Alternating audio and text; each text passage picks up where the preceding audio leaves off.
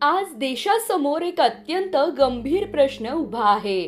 पुण्यातील सायली 10 वर्षांपूर्वी प्रेमावर विश्वास ठेवते, घरच्यांचा विरोध सहन करते, प्रेमविवाह करते, धर्मांतरही करते. पण 10 वर्षानंतर तिच्या आयुष्यात काय उरलं? 4 लेकरांची जबाबदारी, वाद, आरोप आणि तुटलेलं आयुष्य. आज मी थेट प्रश्न विचारतो आहे.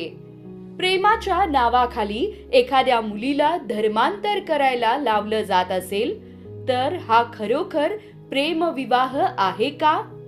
आणि जर लग्नानंतर तिच्यावर मानसिक किंवा शारीरिक त्रासाचे आरोप असतील तर त्या महिलेला न्याय कोण देणार? हा फक्त एका कुटुंबाचा प्रश्न नाही, हा समाजाचा प्रश्न आहे.